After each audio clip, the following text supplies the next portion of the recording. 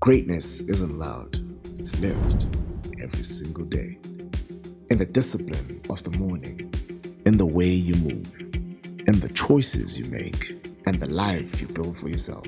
Because true luxury isn't about attention, it's about presence, confidence, intention. The people beside you, the moments you share, the freedom to pause, to breathe, to finally exhale, to progress, to purpose, to becoming everything you imagine. Here's to the journey. Here's to the reward. Here's to living with grandeur.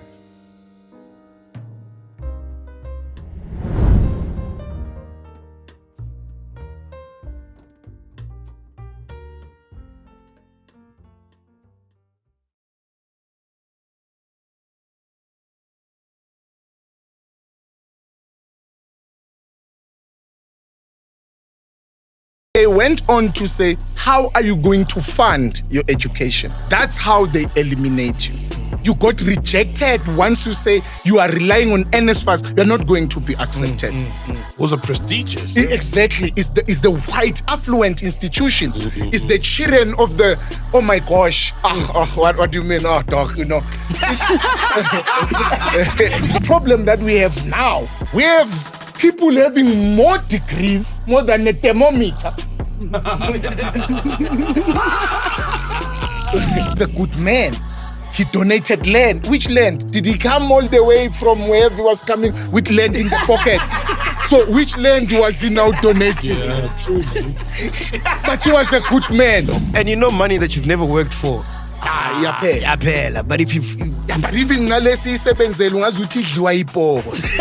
Yaphela uyiphela. Yo, ayithwebula. Yo, bayithwebula. Yo.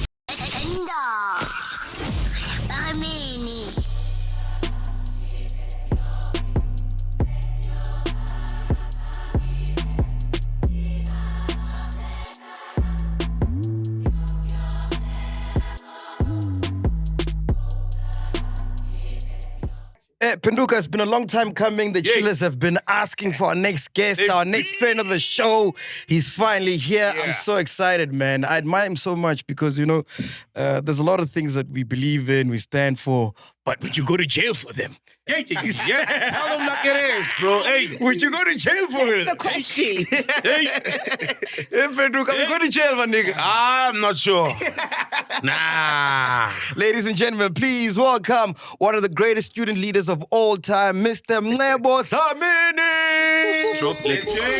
The building, man. Yeah. Bro, were you born in Swaziland? Yes, of course. Oh shit! When did you come to SA? For grade 8. So I was born in Swaziland and I did my primary school in Swaziland. Came full-time to South Africa for grade 8, which is 98. Then that was till now. My mom was staying in Soweto by then because she was working for vets. So we remained that side in Swaziland.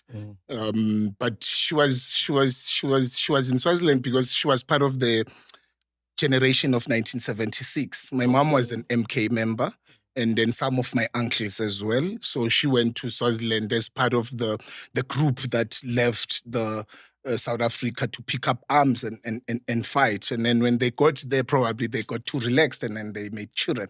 So that's how we came about. So end of June, are you going back home? Well,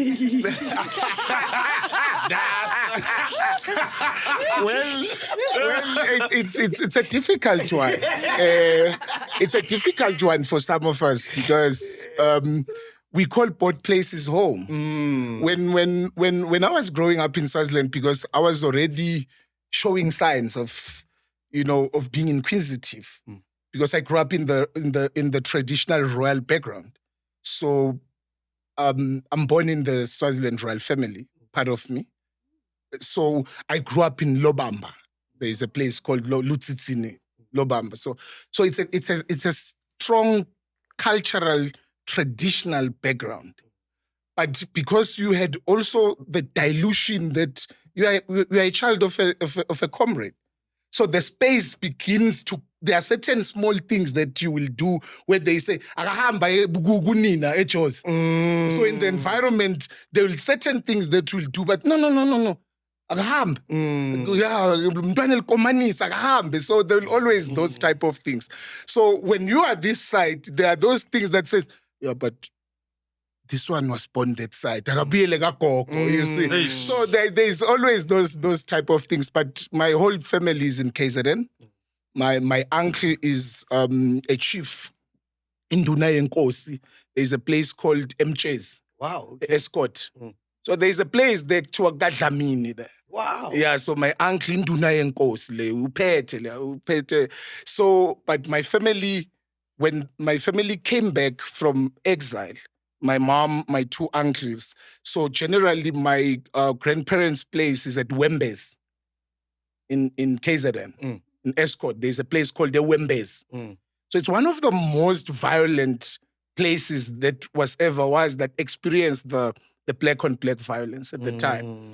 That's where the clashes between the IFP and the ANC really happened. Yeah. And then when the exilees came back and the families were targeted, and then my two uncles were killed upon return from exile, and the family home was burnt down. And then the family moved to go now to stay at Emondlo in Vryheid after the violence that What violence did you witness as a young person growing up during those times? So what happened is that when like I was born in 86. So in 90, when we were 4 years or 5 years, we came back to South Africa to live in Escort. But when the violence started again, we were taken back to go back into Swaziland. So you didn't see anything. Yeah. So when these things were happening and my uncles were killed at the time, we went back because to say, hey. So that's why even when we went now from grade 8. We went to Soweto, no longer going back to KZN. to Wembes. Yes. So we went to Soweto because my mom now was staying in Soweto. He had a house in Mapetla, and he was working for Wits University. Oh wow! Because I know even the king of the Zulu nation, his mom is from Swaziland. Yeah. Very close ties. Yeah. Dlamini as well. Yeah. Is that Dhlamini as well? Well, the mom. Oh, the mom was born as Dlamini. Obviously. She's not related to you guys, no? Or she might be. The king is my cousin. For real? Yeah. The Zulu king? Yeah, it's my cousin. Wow. He grew up in the royal family. Yeah, bro. Wow, that's insane, bro. And you guys are close. Like, you guys talk. Well, we grew up in the same, like he's older than me, but we grew up in Lobamba, like El Sitzin, all of us. We grew up as children, all of us. Like, there will be those who are 10 years older, 15 years older, but like we grew up in the same place because how the structure raises people, we are treated equally. So no one has his own plate. We all eat in one big bowl that has pap, that has meat. You all eat there as boys. Ladies eat there as ladies. So we were raised like that. But like as you grow up, some start going in different places. You go to your mom's, others go overseas. Like him, so when he went to America, they left you guys. Yeah, they're like America's just him. You see, he went to study overseas with also the king of Amampondo, Wesizwe Stau. She's also my cousin. She also grew up in Swaziland. Yeah. So the same, and also the king of the Amandebele, Akwamhlang, Mapogo, King Mapogo. He's also my cousin. We grew up in Swaziland. So all of them are saying uncle to Mswati because their grandfather is King Sopuza. So what King Sopuza did at that time, because he had a lot of daughters. Yeah, he had many wives, yeah. So he had a lot of daughters. So he was, because there was the arranged marriages. Yeah. And it worked. So most of his daughters were married with the kings. The Zulu king, the Amampondo king, the Mandebele king. If you understand. Yeah. So that's why now you find that most of the existing kings now have blood ties to King Mswati. So is there any land in KZN that like you could rightfully take? Me? Yeah. But I have my grandparents' land, like so that's what we are utilizing now. We are farming. Siyalima. It's home. Like when I go home, I go to KZN. So that's where my mom is buried. That's where my sisters are buried as well. Beautiful, man. I want to clear something up. So for the longest time, Neo has been telling us he was part of the Fees Must Fall movement. He said he was in front of the line, yeah. Did you see him there? At Vets? Where, Munna? Tell us. Give him the mic. Maybe also you can explain to them that the Fees Must Fall movement was millions of students across the country. Yeah. So there's no chance that you can say... No. From Van. That's what you said. I never said that. You said now. He was in prison with you. How Tell me, bro. So during the Fees Must Fall marches, so the people are there, they're cheering your name, you're making all these beautiful speeches. Dude, can you tell me the feeling, bro? That must have been better than sex, bro. That feeling. Penduka, it must have been, bro. Yeah, feeling like a king. Yeah, finally I got my chance. No. I don't think so. I think we were caught in a moment. We were really not ourselves. To an extent that now that I'm old and I look at the things that we did, I ask myself, how did we do it? I think we were possessed by some spirits. We were not ourselves. We couldn't have done it on our own. We couldn't have done it on flesh alone. So there was something that was guiding us. We were so into this thing. How did it start? How did it start, this movement? Well, let me say how the Vets protest started, and then because when it started at Vets, like the protest. So what happened is that it was something that has been building on, and then but there was a boiling point. There was the trigger, but the conditions on the ground, because the university, we've been there at the time. I already had a degree in BSc. I had already finished the BA. So, but the conditions, we still felt that you don't belong here. In as much as Vets University has the majority of Black students, but the racism is institutionalized in such a way that you don't feel the sense of belonging there. Now, how is that? Because firstly, when you apply at Vets, on application, they ask you, are you Black? You say, yes, I'm Black. They say, how Black are you? What language are you speaking? How Black are you? In the process, when you are applying, they're asking you already. Then you will say, no, I'm Black. They say, how Black are you? What language are you speaking? You say, no, I'm Swati. They say, how religious are you? Which do you go to church? Do what? Then they went on to say, how are you going to fund your education? That's how they eliminate you. You got rejected once you say you are relying on NSFAS, you're not going to be accepted. You're not going to accept it. Doesn't matter how many distinctions you have. So the applications determines whether they take you or not, the questions. Then you say, which schools did you go to? You say, no, I went to Msinga. They already say, oh, he's going to give us problems. This one, going to want food, he's going to want accommodation, he's going to want this and that. Then someone comes, says, I'm coming from St. John's. He has got the place. You say, no, you don't have funding, you are relying on NSFAS. You are already there on the periphery. So those are the things that actually has been building up. Also, the issue of NSFAS itself, how NSFAS perpetually reminded you that you are poor. Because today, when you apply for NSFAS, they say, okay, prove that. You say, no, I'm poor, I can't afford to study at Vets. They say, no, prove how poor you are. Now, you must now come and say, my mother died, or my father died, or my father is in jail, or my father has HIV. Now you must run around looking for mucus of people with HIV to prove here. You see? No, but it's true. You see, now remember how broken some black families are. You have passed. You have got the distinctions. Now, you need, they say, prove that you are poor.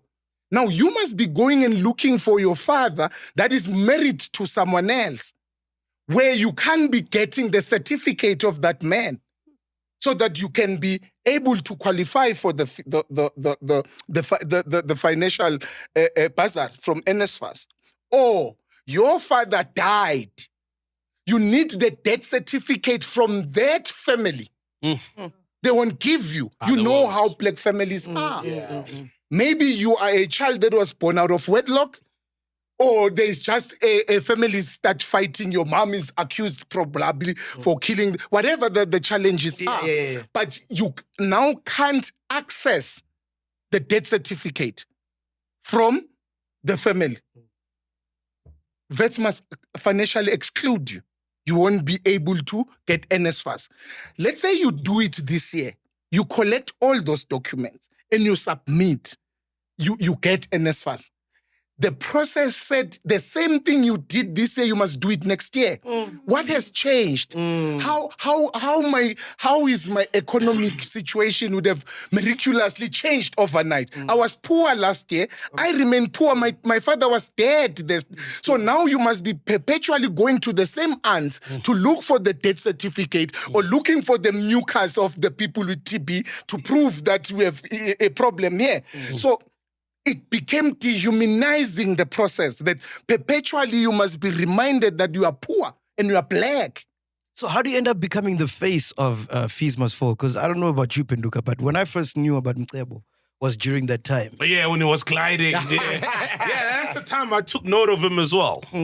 Well, I was the SRC president at the time. Okay. And all of these things happen during. So students voted for you? Yeah, Okay, yeah, nice. we vote like when we vote. Yeah. So I was the SRC president at the time, and in January 2015, the university financially excludes 3,888 students in January. That's 2015. Then most of the students that were financially excluded were doing final year. You had black students who were doing medicine, engineering. They were doing education campus. And then you had others who were just first year. But then we questioned the university, how do you exclude the final year? This person is at the age. And now passing. And they are passing, yes. They are financially excluding them because probably they've been owing for the past 3 years or whatever. Then we fought. That was the first protest. That was the trigger initially. Then we protested. Then the university couldn't listen to us. Then we said to I say, colleagues, we're having problems here because these people, these 3,888 people are not here on the ground. They are home. They're in Kofumvaba, they're in Lusigisigi, they're in Tzanini, they're in Zirast. But we need these people on campus. If we can have these numbers here, we'll shut down the university. Because these are numbers. Then how do we do it? Then we came with the project of 1 million 1 month campaign. So we were raising 1 million. We wanted to raise 1 million a month to register all 3,000 of them so that they can be on the ground. Because we knew that if the university now tries to exclude them in May or June, they will fight for themselves. Yeah, because they're already there. How are you guys raising the money?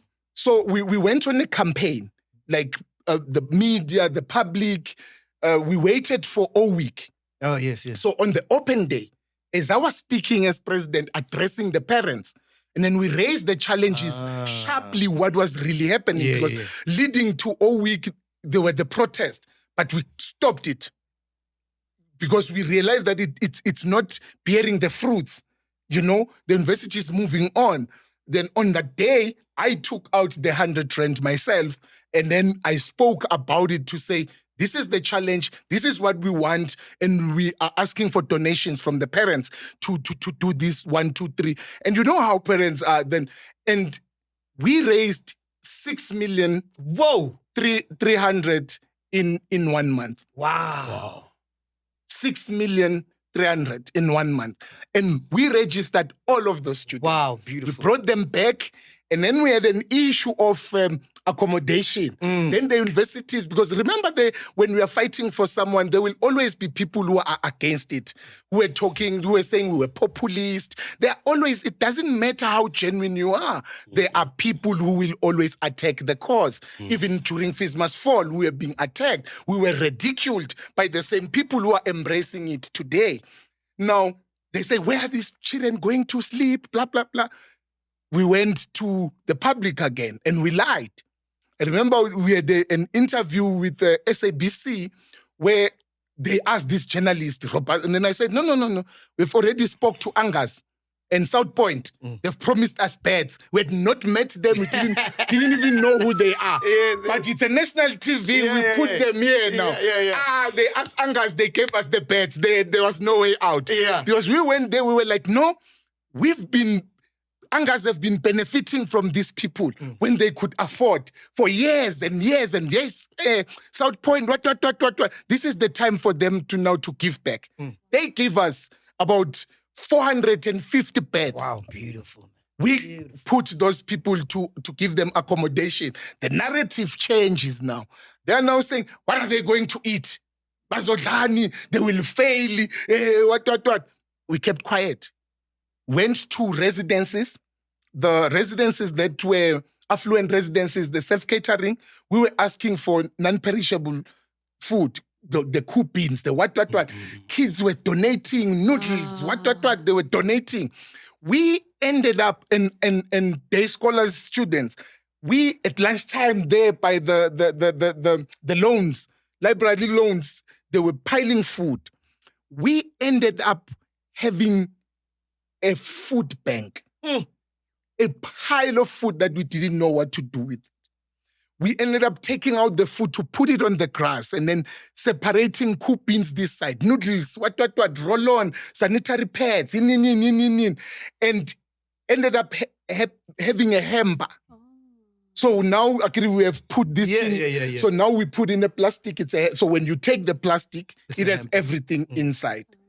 So we ended up having, as we speak today, 11 years after, that project still exists. Wow. Every month, students get food parcel. But what happened is that, because we were in SRC, and let's say there's a woman, a nice lady, like Ghost Lady, and ngiyamshela. Yabo? Mara uyalamba. Mara ngeke aseza kuzolanda lehemba. Because ngiyamshela. So we were sitting with the food and the students were not collecting it. But we understood that they need it. But then we then say, but guys, why are people not taking the food? We did an introspection. Then we agreed that maybe it's because it's our colleagues. Someone doesn't, we have pride, poor as you are, like there's pride, you understand, you know what I mean?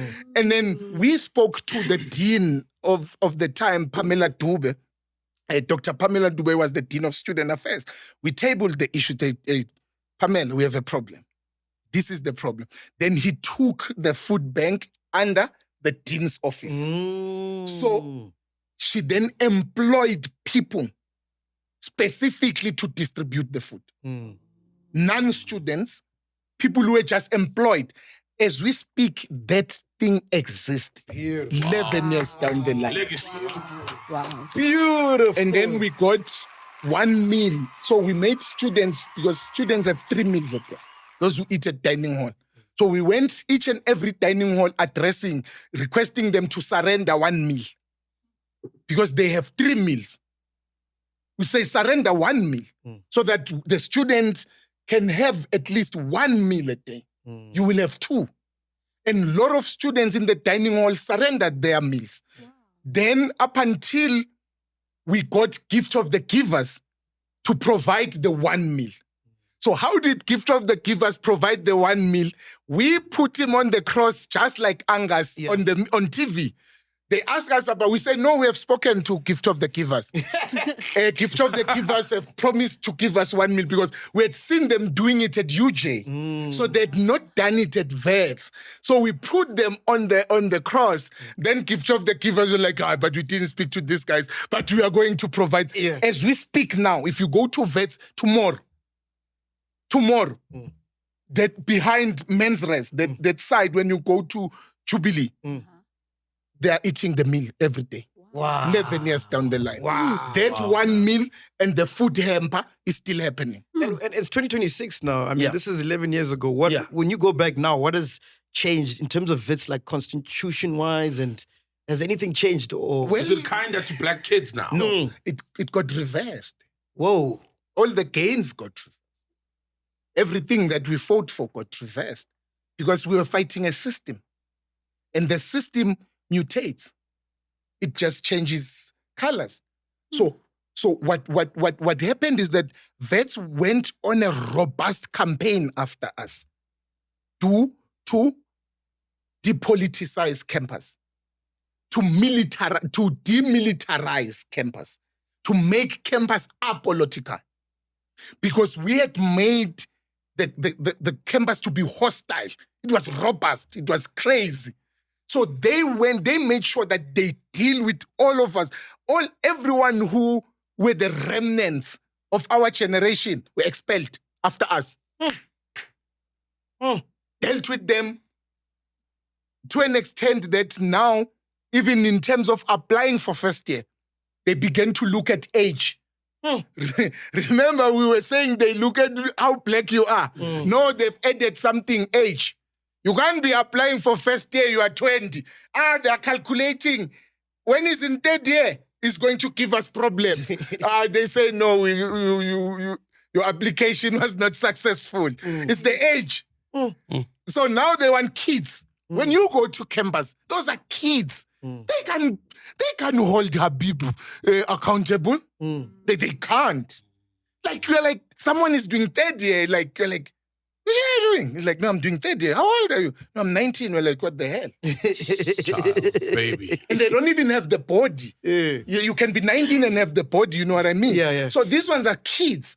So it was systematic for the university to take that route. Sure. So they went even harder now. They went even harder because the university sits and say, how did we got hit by this? What happened here? Then where was this thing coming from? They say it's the law school. So who radicalized the law school? They started dealing with all the conscious lecturers. Bomhango, Tsepo Madlingozi, Prof. Modiri, Noguzola, Mhango now is at UP. They dealt with all the black radical lecturers because they say, who radicalized the curriculum? Did you feel the same thing at your school now when this was happening? Oh, this is TT. TT is still radical. TT is still fighting the good cause. Yeah. Still, TT is still that university. Yeah. Because remember, the shock was not universities protesting. The shock was the modly seized universities doing what is expected to be done by the black institutions. Because it was VETS that was uprising. It was VETS that was holding the country at ransom. It was UCT. It was Stellenbosch. It was a prestigious. Exactly. It's the white affluent institutions. It's the children of the, oh my gosh. What do you mean? Oh, dog, you know.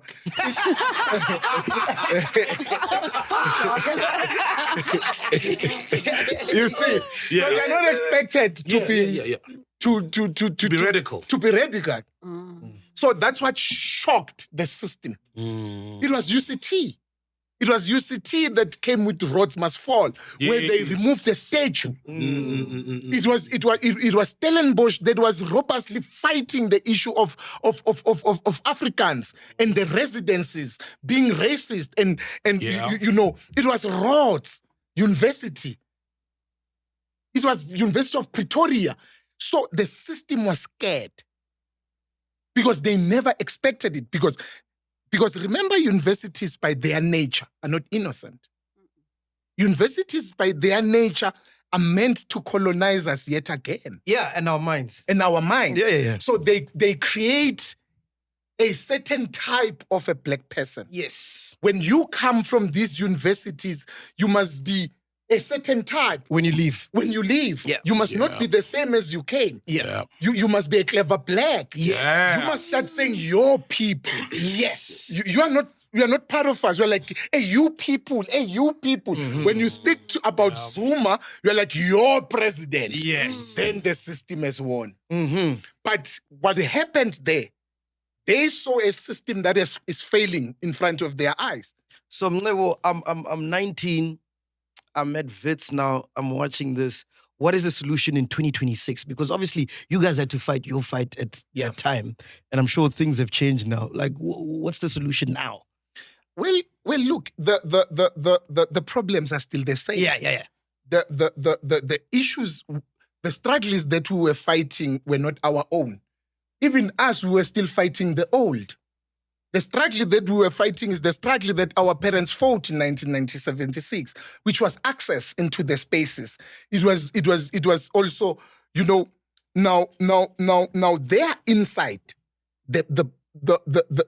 what we refused to do was to say, I want to be the only one there. Because that's the disease amongst us as black people. You want to be the only black in a white space. Yes. Yeah. I want to be the only one coming from Soweto who is at vet. Just to add, I'll come back. When during my term of office, we created a tutorial program where we asked, like, all the engineering, the maths students, we targeted township schools to tutor every Saturdays for free. We would go to Alex. We will go to Hillbrow. We'll go to Soweto. Like, people volunteered. Now, it made us happy when you meet someone who says, you tutored me in Alex. You tutored me in Hillbrow. Because this is a child that would have never thought he had capacity to enter vets, no matter how close it was from them. They look at it as it is far-fetched from them.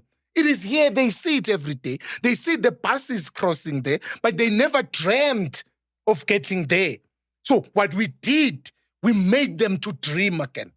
We made it to be possible. We brought back the imagination to say, black child, you can start dreaming about that place. We made tours where we bring the children to tour the university just to look at it, just to see and feel like, I want to come here. Because if you're in Sebokeng and you've never been to vets, how are you going to dream about it? How are you going to say, Eish, nghalela ichilas punch ungazange uyiphuze. You must drink it bese uthi ngiyayikhalela. Ngiyayibawela. Yeah. So we took the children to see the space. There's life outside of the ghetto. It changed the perception. They started dreaming. And the mindset. And it's part of the achievements. But now these kids are there, and there's one thing that vets will always, and these institutions, not just vets alone, that they do, they always tell these ones that you are privileged to be here. Hey, that's the first thing that they will tell you as a first year. When they address you, no, you are privileged to be here. You are the few that made it here. So you are privileged. So cherish this moment. There are many who want it, And you're different now. and you are different From There them. are many who wanted to be here and couldn't. So don't jeopardize that opportunity. Vets will expel you. Let's go back to what's the solution now in 2026, according to you. What do you think? The biggest problem is that young people today are apolitical. They don't want anything to do with politics. Yeah, that's fair. And to bring any form of change, you need a political consciousness. You need to look at things and analyze them politically. Even if they are legal, even if they are scientific, you look at it in politics to say, who is this thing serving? Who's behind this agenda? Who's pushing it? Who's benefiting from the increase of petrol? And don't tell me about the war. But who's behind these increases, the repo rates, and all of these things? Who's in control of the central bank? Are we in? So it's those type of thinking. So, but what is happening is that what made Fees Must Fall to be successful is because it was mobilized outside of the existing political parties on campus. It was never led by SASCO. It was never led by the EFF or PASMA. It was led by the students who felt that they couldn't breathe. But didn't you start getting worried when people were starting to wear ANC dukes? It was part of a distraction. It was part of a process to control the narrative. Because the narrative was beginning, it was moving without the ruling party. Yeah. It was moving without the existing student formation. Oh, so they wanted to jump on the bandwagon. Yeah, to take credit. Or to stabilize as well. And destabilize Got it. you. Because it was moving without any of these things. And also, there was genuine fear that you know, in every revolution that is happening, the same fear today that none of the political parties today are involved in the revolution that is currently happening. Because there is a revolution that is happening in the country. It depends on how we define a revolution. But the political shifts, the dynamics, the consciousness, the radicalism is shifting. And it is not controlled by the ANC. It is not controlled by the EFF. It is ordinary people, ordinary citizens that are not accountable to any political party. Please expand on that. What do you mean there's a revolution going on now? What do you mean by that? There's a massive mobilization on the ground. Yeah. Massive mobilization that no political party has ever managed to do.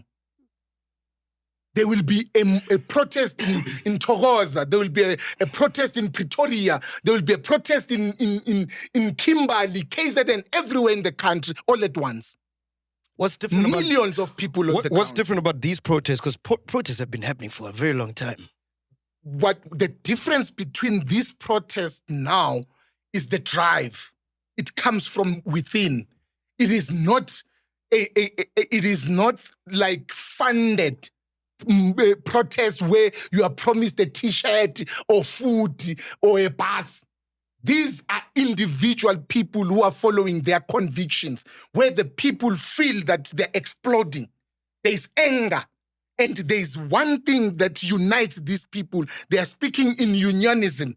Doesn't matter which protest you interview. And there have never been a national a collaboration of these people. There isn't. Thokoza is fighting their own struggles. Soweto is doing their own things. Everywhere. It's a revolution. And it's an unled revolution. It is the most dangerous revolution when no one is in control of those things. Because how capital works, how the system works, they want to have their own person that leads the mob. And then the person who leads the mob controls the anger of the mob. And that is the person that gets richer while all of those people who were protesting remains in abject poverty. In this case, these people are leading themselves. There might be voices who are outspoken, who can speak Jacinda, but she's not leading these people. She's expressing their frustrations. She's articulating the anger on the ground. You can't undermine her. Anyone who can undermine her is stupid. Is stupid. Because whatever she says, as an individual, represents the views of millions of people. And some who can say it because of their positions, because of the titles they hold. But I can tell you now, what Jacinta says represents the views of South Africans. And what's your take about, you see movements like March and March, what Bongis were doing, that those movements are funded by the Western... It's a lie. It's a lie, no? Yes, it's a lie. Why should everything be funded? Why should our anger be funded? Because we are running away from dealing with the problems. They did the same thing with us during FISMA's fall. We were fighting a genuine cause. We had tabled the concerns and solutions. We provided solutions as to where to get the money to fund the free education. We even prepared a document that was presented in Parliament. But they still went to say FISMA's fall is a dead force. We were labeled a dead force. We were labeled a regime change. This labeling is not new. It is the same strategy that the apartheid government used against people like Winnie Mandela. Yeah. They labeled them, terrorists. They're terrorists. They just create a cloud around this thing. They create a doubt around this thing. Then people stop taking you serious. Because remember, as a leader, to stand in front of people, character, your credibility is everything. It's the real estate. Yes. For you to stand in front of people and willing to listen to you. Yeah. It's your dignity. And what do you think about what they are fighting for, what Jacinta, March and March, with regarding illegal foreigners? What's your stance as Mcebo? Look, what these movements are speaking about are genuine issues, are genuine concerns that can't be overlooked. The black government has failed South Africans. It has totally failed our people to an extent that people, the ordinary South Africans, are beginning to question the democracy itself. Once you begin to hear people, the old guards saying they think it was better during apartheid, then you must understand that the system, the current government has failed. Now, what is happening here is that you have a black government that has rendered the black lives and pushed them to the bottom of the pits. Black South Africans were third-class citizens during apartheid. They were white people. They were Indians. Then there were blacks. We were removed from competing in the economy of the country. Black people were not doing business. They were not owning land. They were not owning properties. They were not even allowed to study maths and science at the time. When eventually they fought that when the democracy came in 94, when our people are beginning to be expecting to be the playing field to be opened and to be equal so that they can start businesses. They are now competing with Pakistanis. They are competing with Ethiopians for the spaza shops. You have pushed the black South Africans now to being fifth-grade citizens, where the illegals are now better than the locals, where the illegals now are employing the locals. That's what the ANC has done to our people, where the locals are the ones occupying the houses in the city, in the CBDs. The outsiders are occupying the buildings in the CBDs, in the city, and in the outskirts, the affluent suburbs. The local people are living in squalor, in shacks. We have pushed South Africans to live in Emikukwini. When our parents fought against the 4 rooms that they were calling elephant in Soweto, they protested against those 4 rooms. It was part of the things that they were rejecting from the apartheid government. Who has taught South Africans to say it is dignified to stay in Mkukwini? Moving outside of the city, moving outside of all the hijacked buildings, to stay in the shacks, in squalor.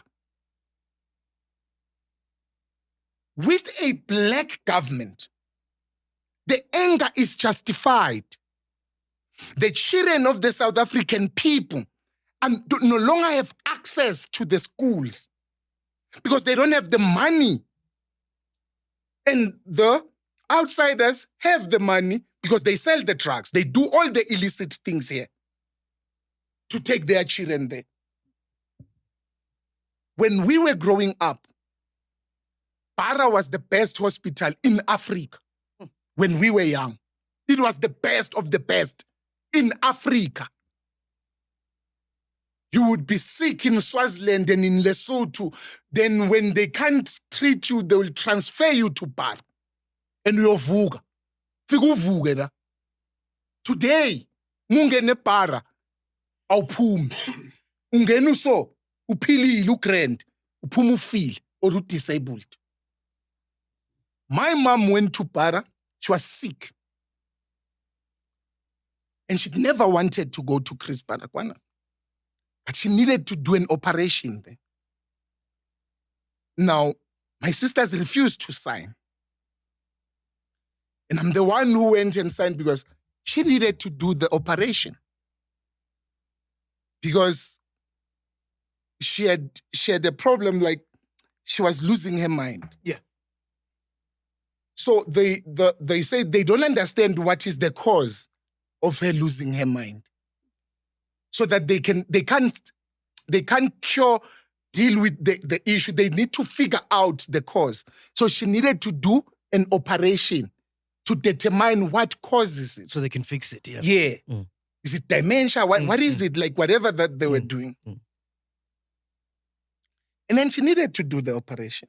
Then I went there and I signed. And my sister didn't want to sign. And I signed. And she died. And I carried that pain every day. And it will never go away. Because it will always come that maybe you killed. You know, I don't know how they feel. Do they look at me and say, he killed our mom, he signed there? I don't know. It's not conversations that have came, but I'm saying whenever I'm sitting alone, thinking, in your mind, yeah. It hurts. It's a pain that I carry every day.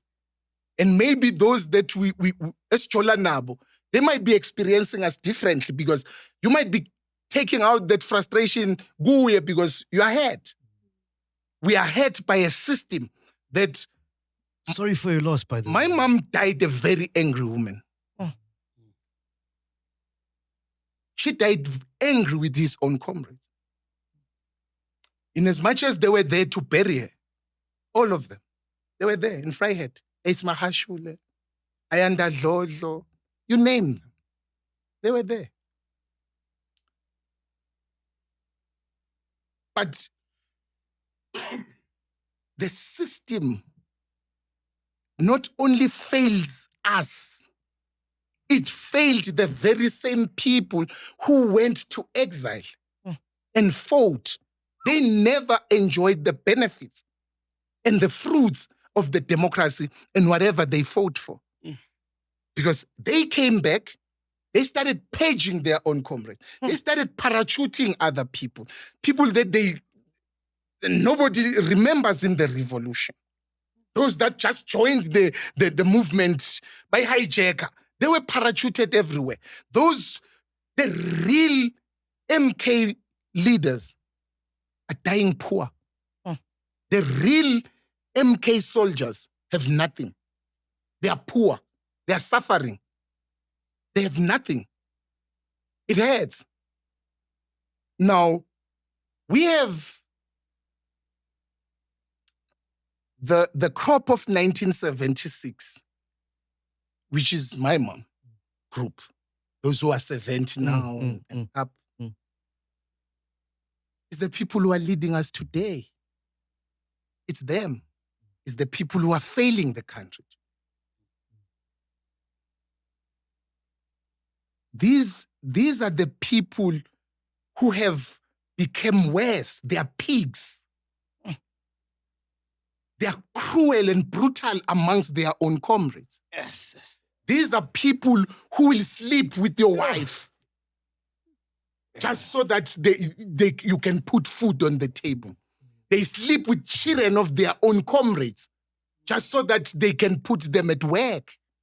That's how cruel these bastards are. And they know that they're evil. Now, we are dealing with the worst of the West regime because they are black. And we thought that they will be better and they will understand the struggle of their people. Yeah.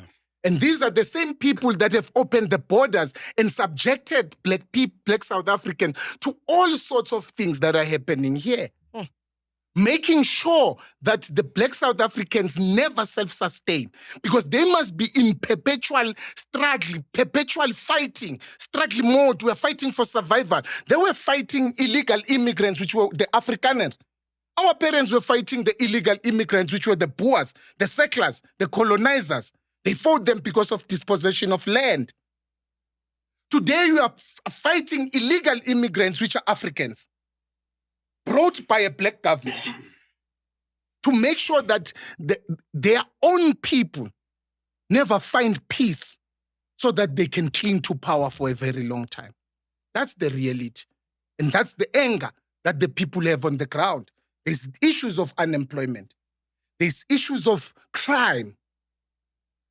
There's the influx that we are happening where structures, monuments that we grew up cherishing are collapsing right in front of our eyes.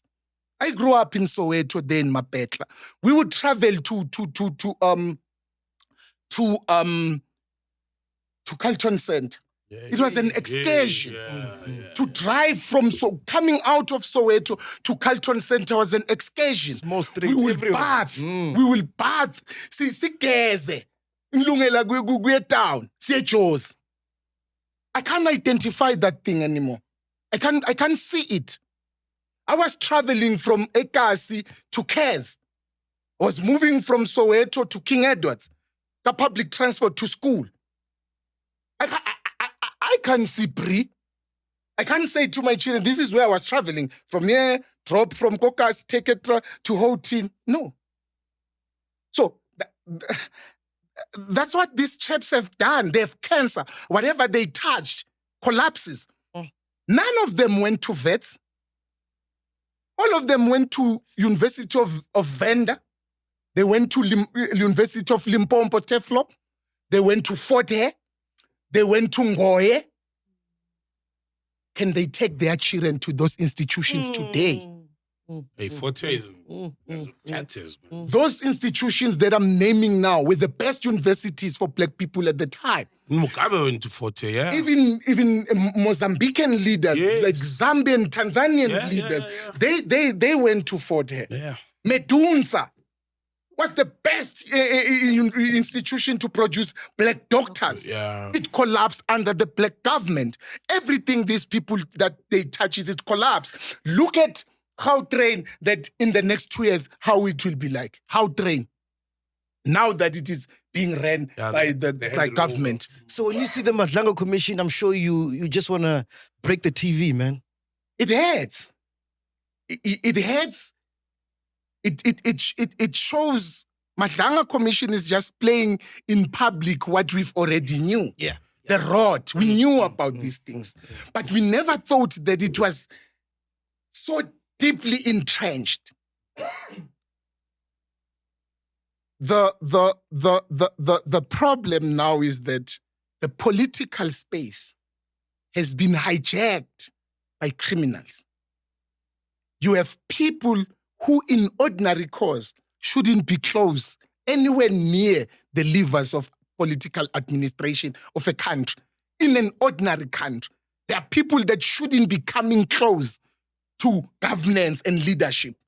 You have criminals, you have hustlers, you have drug dealers, you have mafias who are now political leaders. Then what do you think will happen? That's what the ANC has subjected us to. People that shouldn't be coming close to political power. They're in parliament. Criminals continuing with their criminality, protecting crime that is now entering, it's being institutionalized to the institutions, the police, SARS, Hawks. We are fast approaching a failed state. All the elements of a failed state are almost visible. And how did we get here? I mean, if you said these guys went to great varsities, how do we find ourselves in this position? Leadership is a calling. Leaders are born. That's why I'm saying we have, my mom used to say, apartheid never kept people that it never wanted to use in future. All the revolutionaries were killed. All of them. Sobukwe, Biko, Chris Hani, they were killed. All those that they left were the sellouts, were the Askaris, were the 10 codes, 10 codes, yeah. when the counter-insurgencies. They are doing exactly what they are supposed to do. They are serving the master, not us. They are not getting the mandate from us. It is not us they are serving. We are just pawns. Yeah. We mean nothing in the bigger scheme.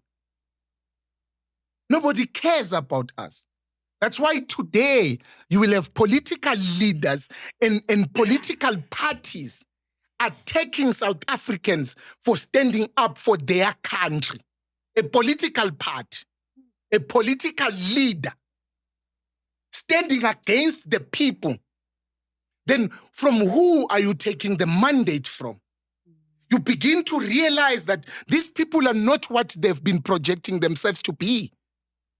They are gradually coming out to say, I'm not for you. There's not, it should never happen under no circumstances that a political leader of South Africa takes the sides of non-South Africans. For what good reason?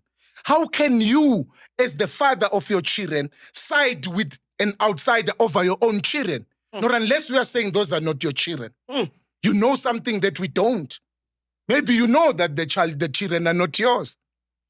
That's why you would allow vultures to come and terrorize and eat them in your own house. When they cry to you and say, Daddy, Daddy, you're like, hey, you are dramatic. Your children are saying, we are scared. We are being terrorized here.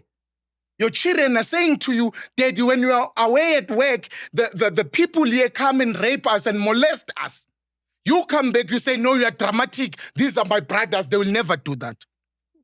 Not unless you want to tell us something. That's what we are subjected to today with these people who self-proclaim that they are leaders of society. Which society? Who are they leading? Because society is saying, these are the problems. They are coming out to say, no. We are moving with an ideology that doesn't exist. Because all these arguments of ideologies don't make sense. As long as we are bringing this ideology that we are telling us about, but doesn't speak to me, then that ideology is foreign to me. South Africans are saying we are unemployed. South Africans are saying there's high crime. South Africans are complaining with a lot of things. You are telling them about Pan-Africanism. They must eat Pan-Africanism. They must eat ideology. Because once the ideology is senseless, the people must reject you. You can't be trying, because, we must be careful, because the problem with this democracy that we have and the education, it has produced a lot of stupid intellectuals. That's the problem that we have.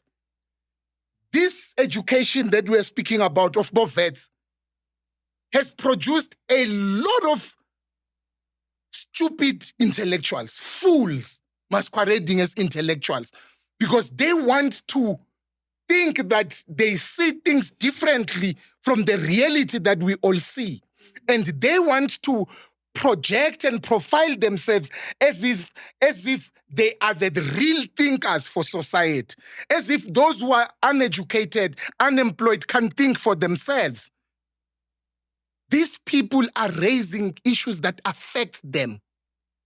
And they are not speaking about now. They are speaking about the future. To say, what type of South Africa will this be in 10 years? What? You look at it. We are being squeezed out in all informal or formal business. We are squeezed out, literal. Now, you have leaders who then will come and say, these are your future employers. Why should the illegal foreigners be future employers of the South Africans, not the South Africans employing them? That's an insult to our people. And in your eyes, what do you think the solution is? Because it's getting to a point, I don't know if you agree, Penduka, where it's like now it's every man for himself. You know what I mean? Yeah. Because the government has let us down. But what do we do as citizens? Because we still need to stay here. It's our home. It's our home. Look, South Africans have no choice but to fight. And fortunately is that they are fighting for the same cause. Yes, every revolution gets hijacked. It will be hijacked. There will be opportunists. There are opportunists everywhere. Much on much will be hijacked. It will be disturbed, distracted. People will be planted there. It's part of the system. But the only thing we can do is to continue encouraging our people to fight, because that's the only thing we have. And when you say fight, what does that mean? Like, you're not talking about physical. What do you, just to expand on that? Well, I wouldn't disregard physically. When a push comes to a shove, people must be ready to be physical. But it is always the last resort. There is no revolution that was ever peaceful. I've never heard of a peaceful revolution. It doesn't exist. It's the same thing that you can only hear being spoken by Thabo Mbeki when nabhema insang, wherever la ibheme khona insang yakhe ngelipipi. Then he comes to speak with so much conviction. Then you will assume that he's making sense. And he has created a lot of other minions who are trying to emulate him. We're in trouble. Because there are a lot of duplicates of Mbegists. Now they speak like him. We're like, oh my God. Sivelelo. But our people, they must sharply raise discomfort. Because we have a tendency of, even when we are squeezed, even when we are pressed, we keep quiet. Because we are scared of being labeled xenophobic. We are scared of being called this and that. Up until the damage is massive, people must raise discomfort. I can tell you now that ever since the protests began, they've pushed government to do its work. They have done that. The March on March, ever since it started in January in Abington, the school in Durban, they got those kids admitted there. They pushed government to begin to look at the admissions in those schools, the policies in those schools. They have pushed Home Affairs to review their own policies. It would be a lie to say there's no significant achievement that March on March have done. They have been the biggest success of every mass mobilization is the consciousness of the citizens. That's the biggest achievement of any mass mobilization. Get the people talking. Doesn't matter, Penduga, where you are. Everyone is talking about this thing. Yes. Whether it's in the saloon. Yeah. Whether you are playing golf, in the clubs, in the taxis, at home with your nephews. Everyone is talking about it. They have brought this debate in the public discourse. That is an achievement. We are speaking about it robustly, and we will achieve.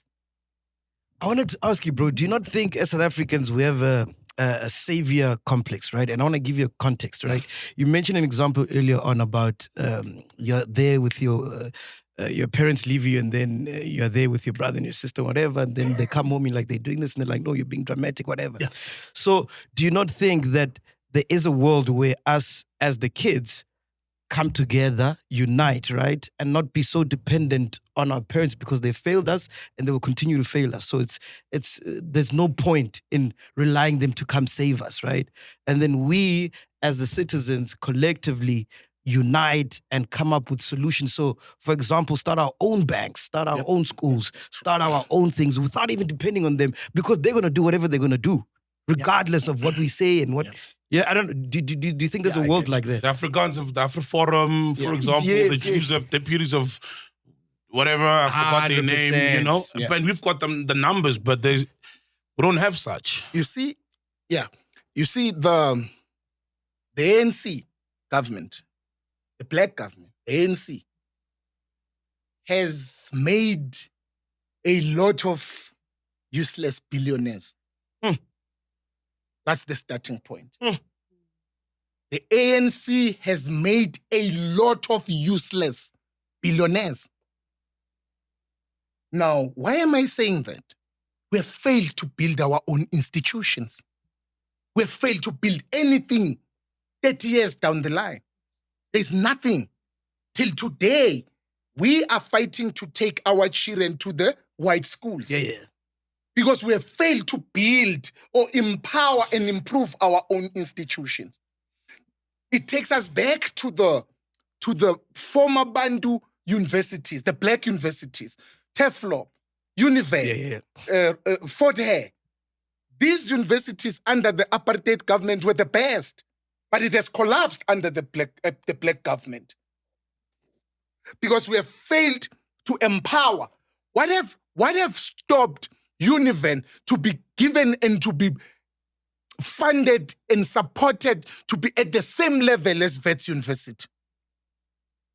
What stops University of Limpopo to have been funded, infrastructure, everything, research, everything intentionally and put it in the same level as University of Pretoria?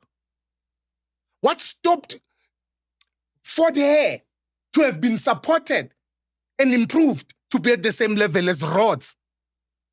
Why? But it has collapsed from where it was before 94 to be a shadow of its former self. When you go to Fort Hare, you will be in class in a university. There is a cow looking at you in the window. At university, you will be walking to lectures, you are walking on top of a cow dung, or there's a goat in the lecture room. That's how divorced with reality with these people that we call our parents. But because we have failed to build our own institutions, how are we going to build our own institutions when we can't preserve what you have, the little that you have? You can't say you will buy a house in Sentin when you can't take care of your mother's house in Vosloorus. You see, so what I'm saying now... So you're saying the billionaires are not conscious? They're not. That's the problem. They're not. So it's money that has been fallen into people that are supposed to be, machine operators at Unilever, but they're billionaires. You realize that this guy is supposed to be a machine operator there at Unilever, doesn't deserve money. That's why you see them in taverns with money piles dancing, like that clown that was arrested there, that Bafana fellow, that short one, dancing there with piles of money. Like, this is a fool. That's the image of black people that they portray to us. We're failed. If you can ask him, what do you have? What do you have? Nothing. He doesn't have anything. Assets, nothing. That can sustain him beyond the lifestyle that he's living. They have nothing. All of these people, once the source of income where they are looting and getting whatever that they are getting, it's blocked. They lose everything. They don't have anything. Some of them, we see them coming back there. It's like these ministers, when they are removed from this position, they don't even have a house to sleep. Because the houses they stay is government houses. They're driving government cars. They have nothing, these guys. So we have even failed to take what is good from the Boers, build institutions. You look at now, the Boers have built a university at Centurion, top class. It's here. And the requirement is Afrikaans. Yeah, it's theirs.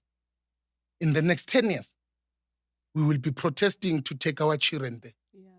We have failed to build our own institutions. I'm telling you, MacG, the 10 years, you have a daughter. Yeah. You will be fighting to take it there because it is the best. It is providing everything that the world needs. Now, these people are visionaries. They know what the market needs. We have a government that came, shut down technicons, Cape Peninsula Technicon, all these technicons, they shut them down and gave them a status of a university. For what good reason? You need technicians, you need plumbers, but you don't have them. Because you changed technicons. They knew the apartheid government why they had universities and technicals. Because they needed the artisans. They needed the technicians. Today, we are being told that, no, you can't get rid of Pakistanis because who will fix cell phones? Why don't we have all these institutions not producing phone technicians? And who are these universities producing for? Why is there a disjuncture between the education system and what the market needs? What is the purpose of education if it doesn't speak to the needs of society? Because the purpose of education is meant to change the lives of our people. If I am educated, but I brag about being educated, because the problem that we have now, we have people having more degrees, qualifications, they have more degrees more than a thermometer.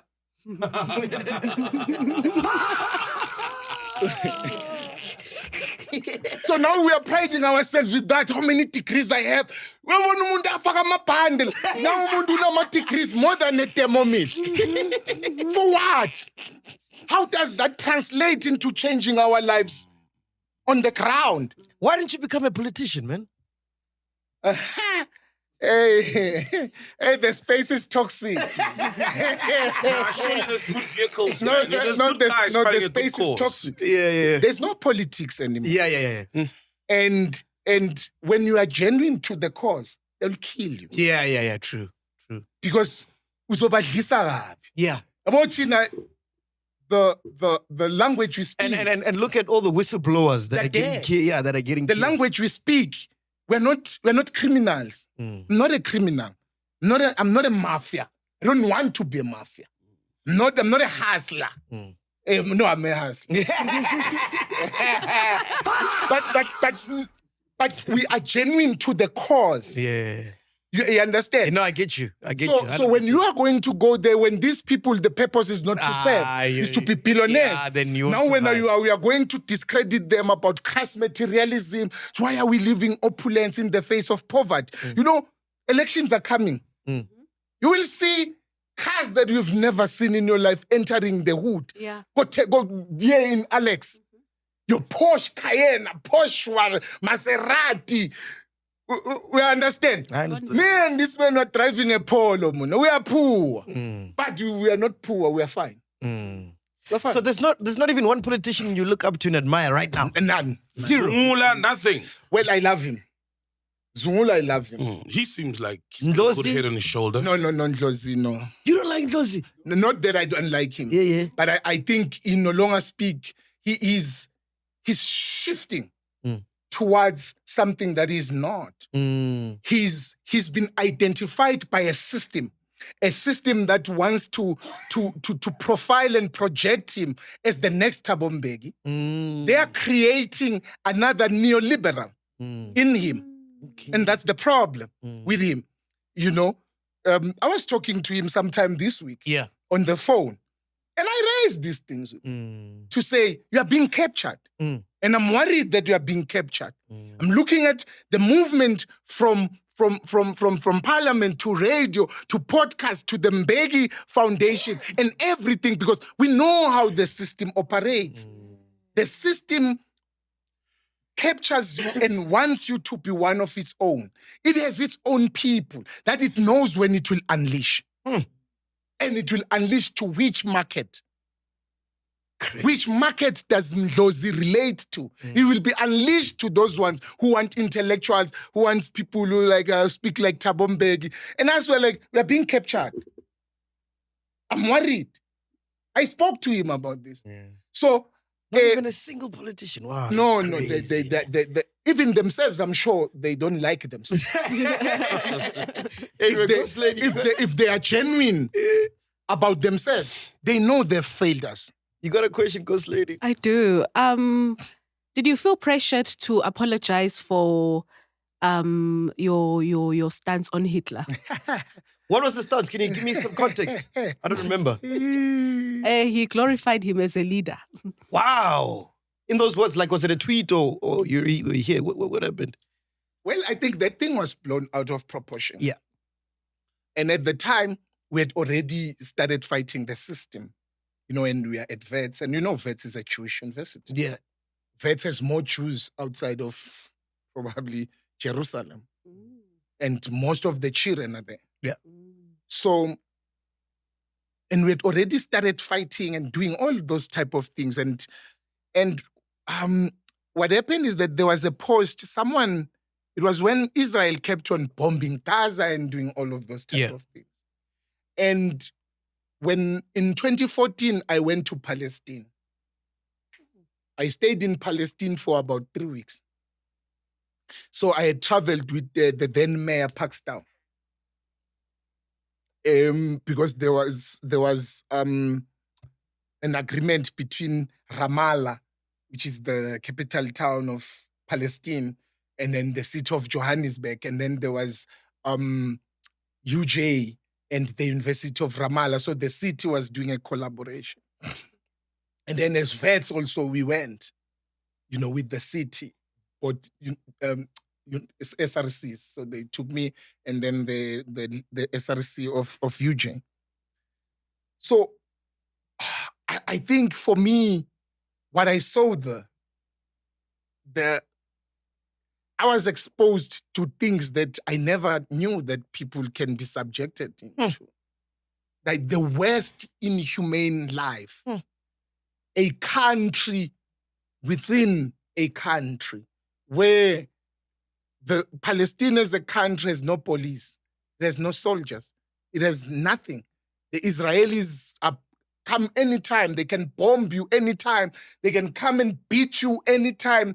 Like, it's crazy. There's walls all over. Like, people are quarantined. Like, here in Randburg, they can quarantine Randburg. Like, Puma can get loot. There's one exit. And it's through them. You stay here. You can live here and go to Bryanston. And then when you come back, you are no longer allowed permission to enter here. So you no longer belong in Randburg. They separate you from your families. There will be families on the other side. You speak to your mother through a wall. He's on the other side. For you to go that side, you now need passport. This is happening now. Yes. I'm talking about now. This is crazy. Now. Crazy. So when we came back, we were like, okay, like our mind was starting to, And then someone paused, comparing Nyatinao and Hitler. Like they put everything what Hitler did. It was a chart. Yeah. What Hitler did to the Jews during the Holocaust. And they put what Israel is doing to the Palestinians. It's exactly what Hitler did. The comparison. And then there was a comment there, someone says, but they hate Hitler. Right? Then Mina comment that I love Hitler. That was it. Then it was blown out of proportion. They came, I was sleeping. In the morning, they dress. I'm sleeping. 7 a.m. Ready Club is calling. 7:02. I don't even know what that thing was trending. Actually, I'm sleeping, so it was trending maybe at night. I didn't know. In the morning, the club is calling. Hey, Ready club. hey, 702. Hey, Yeah, Hitler, morning what? show, yeah. Me, I'm always on a fighting mode. Anytime. Yeah. I never rationalized. I took a defensive stance. As I was defending, I was making more problems. Now, Abib is what. It was blown out of proportion. But I took to say, okay, I believe in this thing. Now that we are here, we're going to defend. But what did you mean? Like, what did you mean when you wrote "I love Hitler"? What were you trying to say? So, well, what we were saying is that what we were trying to say is that when the victims become the killers, and most of the time, the people who have been victims tend to become worse than their oppressor. You see, so it was those type of things. But when we were now contextualizing it, defending ourselves, we went further to say no, because remember, because we were in a fighting spirit mode. Something was happening at Rhodes, and the Rhodes must fall had problems at the time where the white people were saying, no, we must forgive Rhodes. We must forgive him. It's a long time ago. We must let it go. And also he was a good person. He provided bursaries. You know, the Rhodes Mandela bursary. Then we brought Hitler to say 70 years or so, the Jews have not forgiven him till to this day. How do you expect black people to forget about apartheid 20 years? Just 20 years ago. When we are saying the Jews till today have not forgiven Hitler for the Holocaust. So we were bringing those things to counter now. Then they come to say the statue of Rhodes Fine must be removed from the gate to be put in a museum. And we said, everywhere where Hitler conquered, in Austria and in Germany, there's no statue of Adolf Hitler. Because they saw him as a freak of nature. He was declared as the most evil person to ever existed by those that he killed.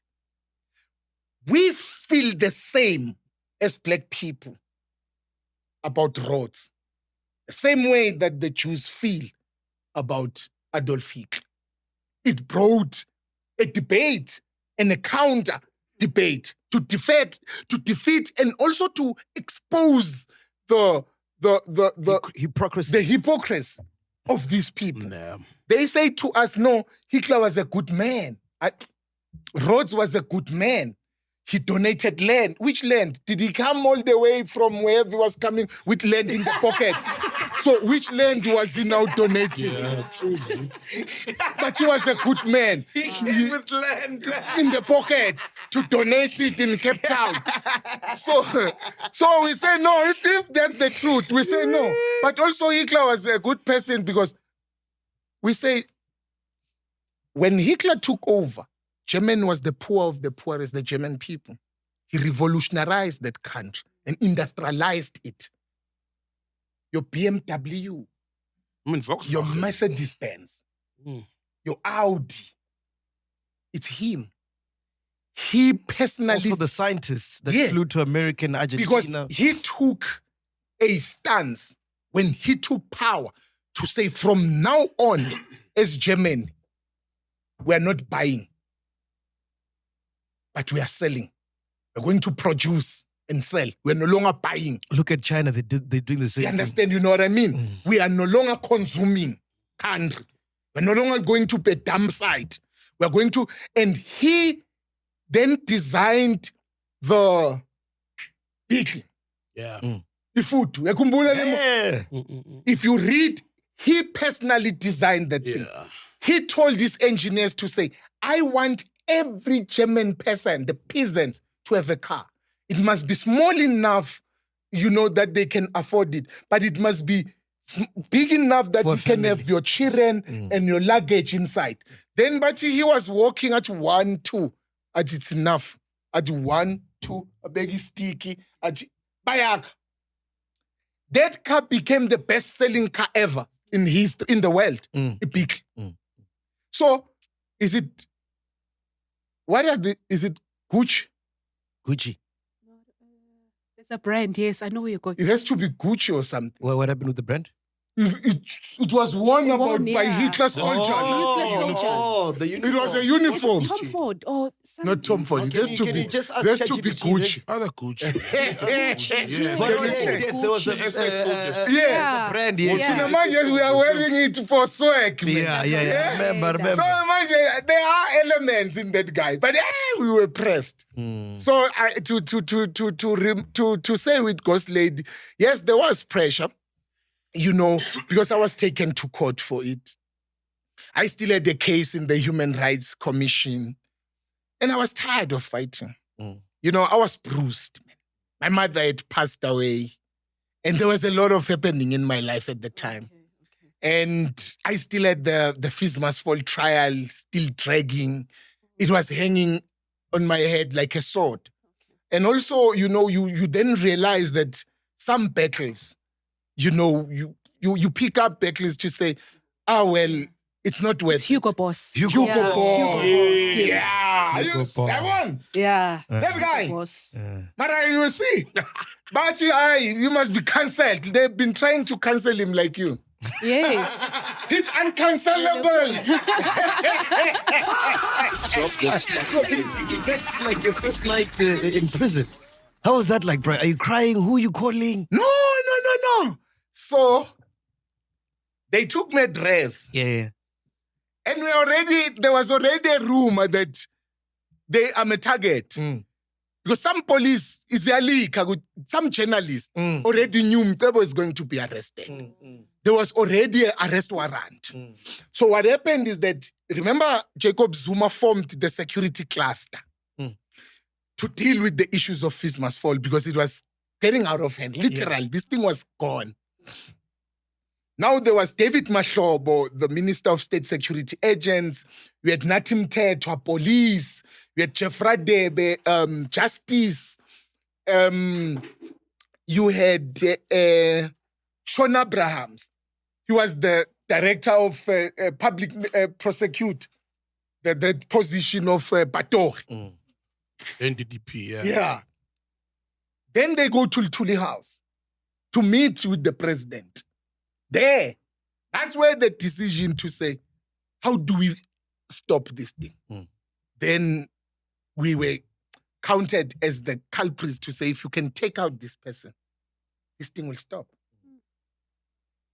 And some journalists started telling us, like Bo Crisilda, you know, they were part of it. They liked us, you know, they understood, they were just graduated from university, you know. So part of the things we're raising, they could relate to it. They were like, I was going to be arrested. Now I was no longer sleeping in my room at rest. So it was a plan that we had already made with Bovian. No, these people bazosintshontshe ebusuku. Manje nami sengilala angithi mina futhi bengijola bengijola vele yabo.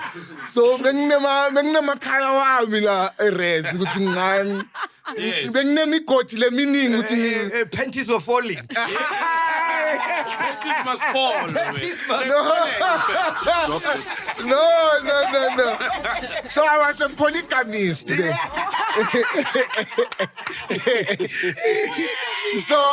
So one day ngisageza sengiyasazi isikhathi sokubaleka yabo. I was delayed because this girl lekumele ngiyolala kakhe lo mfazi omdala namhlanje kufuna ngiyola akabambi phone. That's lo muntu what delay 10 minutes. Bangel. Yes. And it's something that I've been doing ukuthi vele angisalali kwami. Yeah. Like the way that thing was a revolution. Yes. I didn't need to be in a relationship with you to house me. Yeah. Because the student understood the mandate. Which say, namuhla bengingathi Ghost Lady ngiyolala kwakho ubunginika iroom nami. Angiyongena.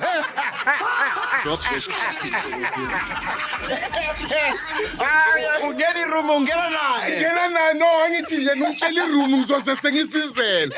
uyazi ukuthi kumele ngithole indawo yokulala. Yeah. They understood. And that's why I got some of my children.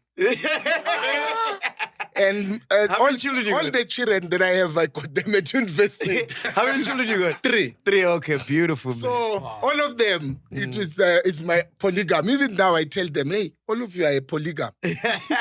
So then they don't understand. I say, no, but just having children, you are already a polygam because you have your own mom, it's because mom, because late. It's already a polygam. You see, but every time there's a story about... Can you imagine how much bums he was getting during No,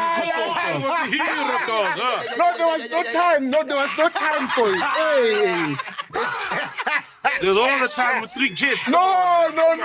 There was no time. We were at warm. Hey, we were at warm. There was no time. And sometimes the machine was not going on. Of course, you got a lot of stress. Stressed. We are scared. We are scared that the police will find you on top and remove you. Any questions about that? Yeah, man. You know what my worry is, right? So with the current revolution that you said is happening, it's obviously centered around illegal immigrants. And you said during apartheid, we were third-class citizens. But I feel like even post-democracy, we were second-class citizens. Yeah. Before the immigration thing became a problem. Now, there's spaza shops and all these things that we're fighting for, service at hospitals. Let's say now we get those. But we still remain second-class citizens because we're not industrialized. We're not running industries. It's still whites, pretty much, who've got the economy. True. Now, that's going to be the second part of blacks. That I feel like that's the real revolution. Yeah, precisely. How do we go about that, attaining that? I think what a revolution becomes an umbrella. So the objectives of March and Jacinta and all of them can't be limited to. So and it's not a closed mind that there's nothing else because she articulates what she feels strong about at the time. She's not saying that other South Africans now can raise and wage other struggles. That's what she feels and that's what drives her. But now that she has activated the ground is fertile to pursue any other revolution. I love that. Beautiful.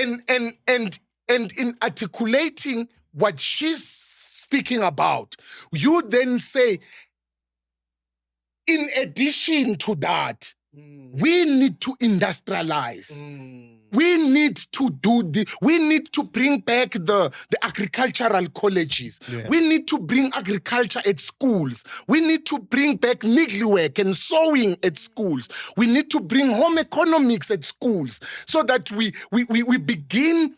He has created a platform to bring change. He had brought the debate on the table.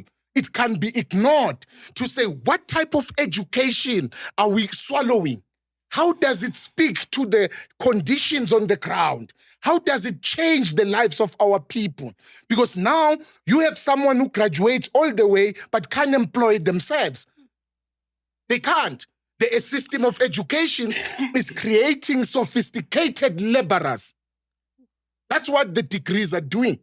We are all sophisticated laborers. It is producing sophisticated hobos. Every middle class or employed person, you are always one salary away from being a hobo in South Africa. I wouldn't have a middle class. It's premium poor.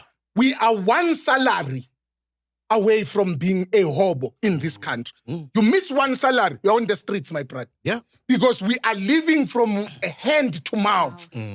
Now, the system is not structured in a way that you can self-sustain. You can take care of yourself. It makes you, we are no longer working to live. We live to work. Our parents, at 80 years, some are still working because they never saved enough to say they can be living on the on the pension. And then you do some research and you realize how many minerals are leaving the country every day. Yeah. Each day. Which is the illicit. Some of it's they just get out. Yeah, and that's what's supposed to feed our people. Now. But it's only feeding a minority, obviously. Now you ask yourself to say, with all the communities that are around the mines, why are all of those communities so poor? All of them. The mining communities, they're so poor.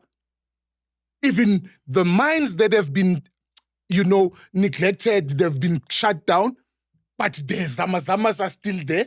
They're making millions. And then there. you get my soul do a convoy with 100 cars. The vanity slave. That's what I'm talking about. We are vanity slaves as black people. It shows that probably we don't have a good relationship with money. We don't have a good relationship with money because what is all this thing all about? It's the same thing of this guy, Maumela. There's who are there in Zondo, speaking about them then Zondo. You buy Ferraris with the same car. We have same cars, different colors. Same colors. Yeah. What do you call that thing? Different Lambos, same colors. No, it's different Different Lambos. Lamborghinis, same color. Oh, me, I thought it's the same car, different colors. Different Lamborghinis, all blue.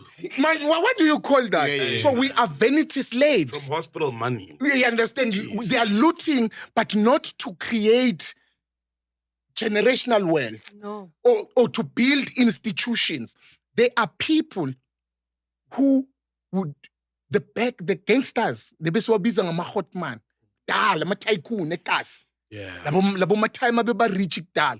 Some of them beba shaya imoto. Yabona, bashaya amakar. Then they stopped. Then bought taxis.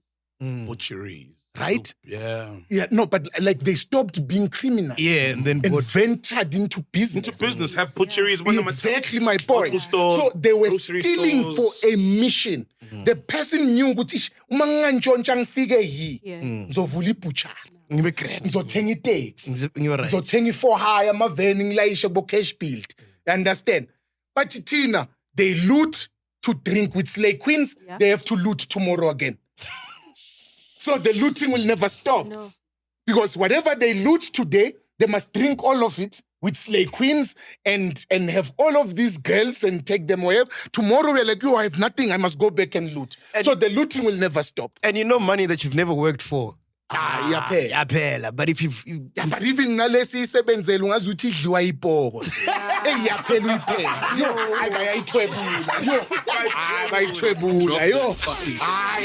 Basi siyasebenza mari imali uthi engihondile uthi yo. Iphelile bayayithwebula.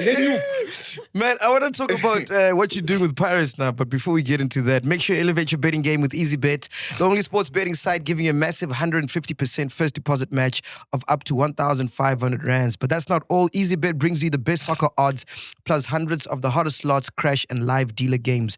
And here's the kicker. You'll get a 50 rand sign-up bonus, Penduka. Yep. Absolutely free and no deposit needed. But the real game changer is that EasyBet is the only site that gives you 15% cash back on your losing bets. Nowhere else will you find that. Don't miss out.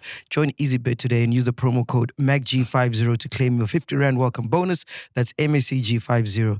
EasyBet Group Pty Ltd is licensed and regulated by the Eastern Cape Gambling Board. Gambling is only for persons 18 years and older. Winners know when to stop. Speaking about soccer, man, so congratulations to Pirates. Well done. Hey. Well done. We'll give you a clap. What did you say about people that said the last match you guys bought that match? But See me again. No. But you know, haters will always be there. It doesn't matter. Even if we had won any other way, they will always find something. Because my thing is, you can buy one game, man, a whole league. No, but it's not practical. If it was something like that, what stopped them from buying? If it was easy to buy. Yeah. But who would sell his own demise? Because, by the way, Orbit needed only 1 point to survive relegation. They are relegated now. They're gone. They needed a draw. Literally. So you are saying these guys are going to commit suicide. You are saying we paid them to commit suicide. It doesn't make sense. And if you watch that game, they were finishing us, those people. They were refusing first half. And for an own goal to be scored, it simply means you are putting more pressure on their defense. You are pushing them. We are putting more pressure for them to make mistakes. And and it's been coming. So what do you actually do at Pirates? What do you actually do? What do I do? I don't know what I do. Reason being is because how Orlando Pirates is structured is that you can have the title that this is your position. Yes. But it's a family. Like, you do everything that you think needs to be done. Yes, for the greater good of the... For the greater good of the cause. Of the cause. So, tomorrow I can be a motivational But what's speaker. your title? Tomorrow, I am... When I came initially, I was employed as legal and compliance. Oh, so when I came, okay. So I was dealing with contracts. I was dealing with board contracts of players and contracts of sponsors. Who hires you? Is it the doctor, Dr. Ivan Koza? Yes, the old man. No way. Yes. He calls you and he's like, come see me. Not like that. But I think what happened is that the young management, yes, because there's a new leadership, in the institution. In as much as the old man is still there, but there's young people now who are on the ground, and I think you can also tell that there is some innovations that are happening there. There's a young touch. You have Nkosana, you have also Mpumi there, who are the executives and who are now literally on the day-to-day running and the ideas and a lot of other young people in management structures. So it's them who then said, "Hey man, let's get this guy." Who reached out and said, "Hey man, you must visit us, man." Yeah. Just like that. No, man, you must come and visit us. Then, just have coffee in the office. Then I came. And when I came, they're like, no, we had a chat. Just pick up your mind. It was just like that. And it's an interview. We were just having a conversation. Yeah. Then they liked the mind. Probably we spoke like the whole day. Yeah. It's nice. Yeah. And these people are picking up where you are standing. They're doing like, research, who are homework, you? Outside of what we see on TV, 100%. but who are you? You understand? Then they were like, hey man, we know you are working somewhere. But every time when you get time, you must come here. Just come to the office. Just love your energy, man. We just want you here. We love your energy. Just come. Just familiar. And as I was coming, start going to games. You start being asked, can you do this? Can you go do this, address this? Then to go like, no, man, we think the old man says, there's this, they would like you to come and work here. Beautiful. And if you like the environment, you've seen it. It's an off, you can come here. This is a big institution. This is a project. It's a long-term project. And here is the project. Here is the mandate. Where are the objectives? This is what we want to achieve. And this is the journey that we want to travel. You can see if you like it. Does it speak to you? And I said, yeah. And I came. What were you doing before? I was working. Yeah. I'm very curious. Actually. Well, I was working for one of the investment companies here in Sentin. And still there. I was also working as a strategic and legal advisor to the chairman. Wow. I wanted to ask you, man, because your morality is so high, right? Yeah. If you were to find out, Dr. Koza, the old man, right? Yeah.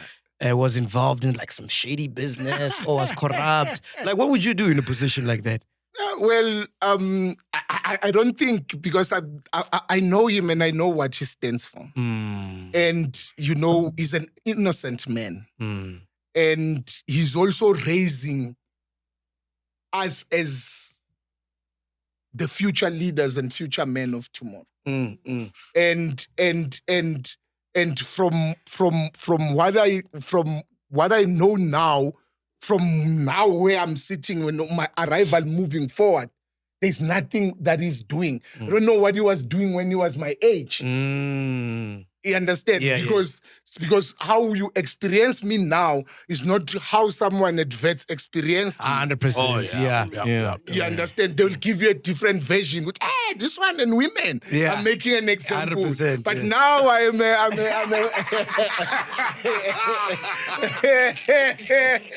but now I'm a father, you see. Now I'm raising my own children. And now, you see, so we're experiencing a different type of a leader that is also producing. And if he retires, who takes over Pirates? Well, there isn't a succession plan. That's crazy. Because remember, Pirates is a team of the people. Is the people. So whatever that we do, we are doing it in trust of the people. So we are doing it for the people. They own it. It's not like Kaiser Chiefs. That is a family business. Drop it. Said it, man. So. You see, so those are the type of things. But when from being legal, because now I was there and then I was doing a lot of, where I became a conduit between the office and the technical team, because the office is at 53 and the team is at in the south? in Rand. Yeah. In Rand Stadium. Oh, okay. In Mayfair. I'm thinking of Kaiser Chiefs. Yeah, it's in Mayfair. So the office is here in Houghton, at 53. So then gradually you became a conduit between 53 and Rand. 53 and Rand, because the chairman doesn't see players every day, but you see him every day. You get mandate, you have to pursue. Then from there, gradually I then ended up becoming a chief administrator. Nice. Beautiful, man. You see, so now it allows you to do both. Yeah. You are that in the field, you are in the office, so it's on the day-to-day running of what people see on TV. The World Cup is about to start. What do you think of our team? And also, what did you think of the visa situation with SAF? Look, I have faith on the boys, on the boys, but I have always have questions of the selection. Wait, is Lodge Pirates?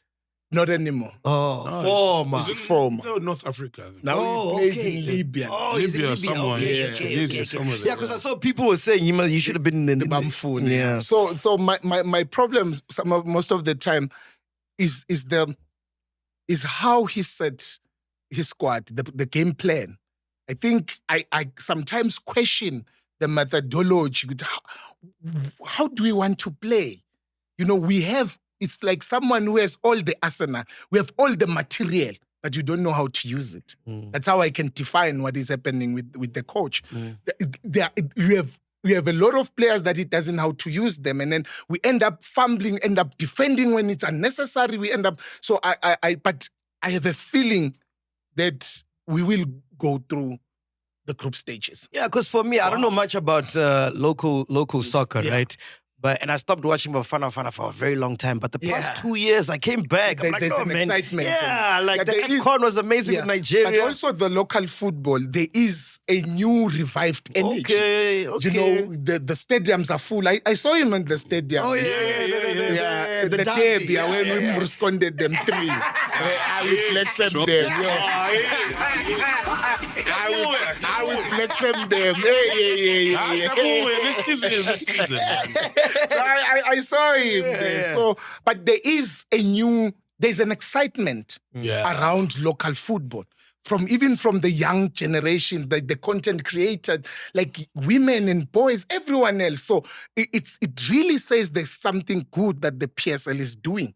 Just to bring back the excitement. It was energy. there. Yeah, It was there. It was no longer there.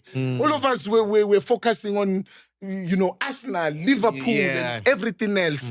But all of a sudden, the stadiums are full. No, but we could talk all Hugo's day, cooking. man. Yeah, we could talk all day. No. Pirates. Nah. I think if How the many national players are team, from the national Pirates? team, In the squad, how many people are from Pirates? 8. Wow. But if you count Mbogazi, 9. Ombakasi went to America. Yeah, you went to America. In January. It's still ours. He's a beast. Nah. He's a beast. No, he is. He's a rare breed. Yeah. Is rare talent that doesn't normally. It's generational. Yeah. It comes once in 10 years. Hey, I would love him at Man United. He'd fucking kill there. Let me tell you, the boy after World Cup is going. Yeah. And I can tell you because I follow the social media of Chicago Fire. Yeah. They are already preparing for his exit. They are profiling him. How much? You look at all their social media is on him. How much did they pay you guys? Chicago Fire. Eish. Oh, I don't know. He knows. No, I don't know. Hey, in South Africa, you don't talk figures. And now I will point there when I go to the office. Now the baby mamas will think the money is coming to me. But you sold Mbogazi cake, man. No, but the money is not coming to me. Same thing now. We want 20 million. One of my baby mamas, Hachini.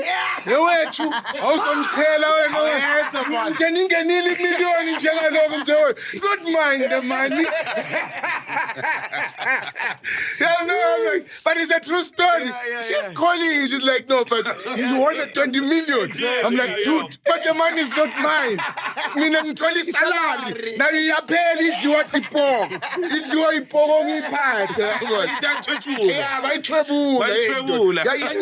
Yazidla yona. Yabona imali yamanje yazidla. Uyiphethe usabudget phelile. Mcebo, thank you so much for your time, man. Thank you. In closing, I just want to say, what do you want to be remembered as when it's all said and done, man? Sure. Well, I don't know, man. I think when whatever that I do, like I don't know how people will remember me, but like there are certain things that drives me. And I always say that I have my own motto where I say ours is to touch lives, then die in dignity. So that's it. Like ours is to touch lives. And I think that's what at the end, it doesn't matter where you put me. And then I'll always have a way of touching lives. I'll always build the relationship with the young players. Like wherever, even at work, even when I was still at corporate in Sentin, I had relationship with everyone. It's just me. Beautiful. Sometimes I'm hyper. Like there's no time where you will find me on it. I'm just like this as you see me, whether it's at work, whether it's where it's in the stadium, I'm just hyper. So, but I think when we are gone,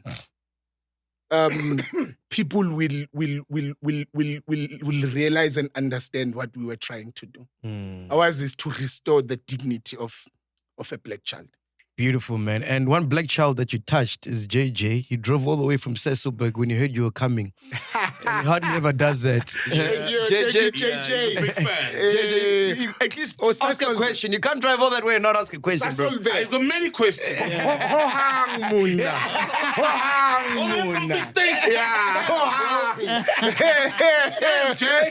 No, man. Look, majority of the questions have been answered, but I just wanted to pass our gratitude to the chairman for the work that he's doing on with the league. I mean, we as the network have aligned our soccer strategy with the PSL. I mean, the PF line is a gazin. Yeah. We've changed the whole our soccer show to back to Kasi, back to Diski. We got his favorite 2 players. We got his 2 favorite players. Yeah. We got his 2 favorite players. Yeah. Steve Lukolea. Yeah. Juju Mbuyane. Oh, yeah. As our host. So, you know, we really hope we're making him proud because, I mean, our podcast is now being called Pirates FC. I don't know, you know. No, you should do it unashamedly. I don't know. There's nothing wrong. Orlando Pirates is the way of life. And it's a lifestyle. And we got one of Pirates' side projects as well. Oh, there's a little guy. Well, it's not so little. Oshaba Matuke. He works on one of your podcasts. Yeah. He's now with us. No, that's good. No, but he's still with you as well, you know. He gave his gratitude to the chairman last week. No, thank you. The chairman has changed his life and he's still with us and he's with you guys. So, you know, the PSL is appreciated, Pirates is appreciated, and we love you guys. No, thank you. As Mnyama Zamaki. No, thank you. Thank you. Pirates. I would like to convert MacG. Then we'll post a jersey. I'll send you one. No. I'll send you a jersey. But you know what? That jersey is not just a slogan. That jersey. Can you just do the cross arms? Yeah. MacGyver. You may as well cross flows, bro. You may as well cross flows. You may as well. Man. No,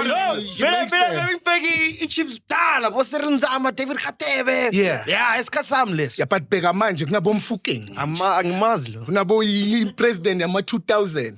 Kunabo apolice. Yeah, I must come back. Engilanda ngishanga omunye umvenda manje.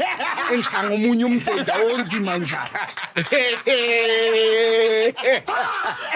Let's have him on outside as well, man. Yeah. We'll show you the studios downstairs. Okay, ngiphethe omunye umvenda lapha bathi uMasindi noMtenjela. Hey general. Hayi general nalela ngiphethe inkosi yamavenda manje. Undala. Ngiphethe undala. Ubarumini. Ngimlanda la Chiyawelo la. Inkosi yamavenda wonke Soweto. Yeah, phethwe uyi. Do you know, I stay in Centurion, eh? Okay. But do you know I drive maybe like twice a month to go to my pet because they have the best quarters. Yeah. You know there by the hostel? That container there. Yeah. The best. You see? The best, my dog. Yo. You got a quarter. Uze masenti. No, Spumanga cars, but the river that forgets its source. We soon dry out. Yeah, so we go out to recharge. We go to recharge there and remain with our people. Yeah. Ama prawns, udla lento lokuthi yini loku emnenke khona lo mnenke ubona ukuthi umnenke bona kukhona lokhu kubona ukuthi umnenke lo kwemnenke lokhu lokuqinile lokhu the black stuff. That's lokhu ngathi masnails it's another one. It's another one, man. And so expensive. It's oysters. No, not oysters. The black things, man. loyo ngumnenke Oh, is it? It's like you open the thing up and then it's like small.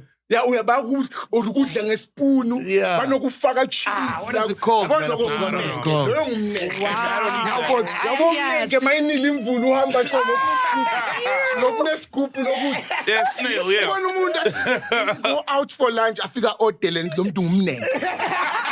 Umlo ngumnenke. Umnenke mara benzana bayawuthanda. Umnenke. I didn't even know it's called It's snails. Yeah, So I those didn't are know that. snails. So those are snails. Lokwescoop. Badla kona Mama restaurant lapha. Ubona lo muntu lo ngumnenke. Umnenke. Bayaqinisela. Bayaqinisela into ibhlungu lento ayidlayo. Bayaqinisela. Ufuna ukubamba istyle. Hey, son, I'll say Hey, Baba, hey. Ladies and gentlemen, please make some noise for Mcebo Dlamini. Yeah, man. Shout out, bro. We are here, man. Podcast in jail. Boom. We had wrapped up, but before we leave, man, we had to shoot this part again. Because, what did you say, Konje, earlier? You're not who are the people that are just getting degrees? What? Educated laborers or something like Yeah, that. because you're not an educated laborer. Yeah. Yes. Intellectual laborer. Laborers. Yeah. I would like to bestow this upon you. This is my book, Uncancelable. I hope you enjoy it, man. No, thanks, my brother. So I didn't know you had a book, and Yeah, a lot of people don't know, And yeah. also you had took time to document something because I think with most of the things that we complain about as South Africans, like as Black people, is that we don't write our own history. 100%. So most of the time, a lot of the things that we speak about are not documented. Yeah. They're not written down. So they're not passed on to the next generation. Yes. So that's why today, as we speak, nobody has ever seen documents or speeches of Robert Sobukwe. Yeah. There's nothing of that guy. It's not there. There's no articles that he wrote. But he was an academic. He was a lecturer. He conducted lectures. But there's nothing on him. And the danger now that because our history as Black people and our journey or our lives is being documented by white people. Yeah. Imagine when the history of a lion is written by the kudu. The history of the lion. So if one day your own story is being told by someone else using their own hate towards you to profile who you were, but sometimes it assists that you are identifying your own journey to say, this is me and what I've went through can motivate someone else who's been going through a phase of being cancelled. Even us, we have went through it, where there was a political agenda to erase us from the political platform. After we had said all of the things about Hitler, after we had taken the space, where the political elite felt that we were a threat because they felt like they were not in control of us. Then they were parachuting the Duke revolution and all of those things. So a lot of accusations and allegations starts coming to cancel you, but we still stand. Yeah. So your life is a true testimony that what's yours can be taken. And it's one of the pillars, and it's why this podcast is so important, because that's what we want to do. We want to document Black history. I'm sure this episode will live longer than all of us put together in this room. I'm happy about the book. I'll really read it. I've always been saying, one day I'll write a book about myself. But I think through the podcast and some of the interviews that I've done, in a nutshell, I've documented my life. Oh, yes. You did it today, yeah. Gradually, you can take bits and pieces to say, who's this person? Yeah. Where does he come from? And then what happened, gradually, that a lot of people never had that opportunity to do it. So for me, I really, you have Thank you, man. Thank you. When they talk of shakers and movers, you have done a lot of things that young people probably we have never thought it's a space we can venture on. Yeah. From the podcast, I didn't know you were a DJ as well until I heard on the podcast that you also DJ. I've done a lot, man.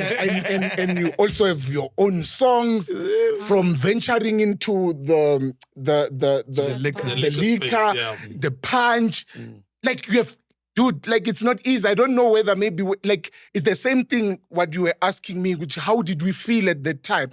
You never realize the magnitude or how big what we are doing at the time, up until maybe people start telling you that, there are people that might have tried what we are doing and we are successful on and they failed. There are a lot of them. Yeah, but like they might have tried man, it and they failed. It's a calling, man. It's all thanks to God. It's lucky when you quickly identify your calling. Yes. What is your calling? Because a lot of people die having not found their mission in life. Yeah. What was your mission And in purpose. life? What was your purpose in life? So it's easy, it's nice when you quickly find your lane and stick to it. Yeah. Because they will come to you, they will mislead you, MacG. More especially these ones who come here, Bombalula. They will say, them trying to join the ANC. They want to collapse you. They will mislead you, must be careful. No, they've tried. They like this, but them trying to join the ANC. They tell them, hey, I'm fine here. Yeah. Because if you don't know your purpose, you'll be easily swayed. Even me, there have been people coming, open your own political party. I'm like, hey, Baba, wait. Yeah. Me, I'm fine where I am. You see? So And you're content. I'm fine, And also, those say, why are you not joining the EFF? Why you don't? I'm not joining any political party because I want to have freedom to attack anyone. 100%. Anytime when I want to attack them. Yeah. Because once you join, now you are handicapped. captured, We are no longer going to be able to murscond these people, even if they are clowning. And there's nothing like freedom. Freedom to do and say what you want. Freedom is, that thing is nice. But man, no money can buy that, bro. Me, I can wake up tomorrow and attack Cyril. Wake up tomorrow, move on Julius. I don't owe anyone anything. That's power, man. Real power. We are here, man. Thank you. Again, Peace. podcast and chill. Boom. Welcome to Black Excellence. Do not fear, for if you do, just sip on some grandeur. And if you still do, ask ourselves, what would Mapapunzi do? Parama chila, itlesha lefiki. Ungoyigi, even if when they ask you, how sabini, do not fear. For if you do, just say, Anistivi. This is the medicine of censorship. This is the pill. Which one is that one? Podcast and chill.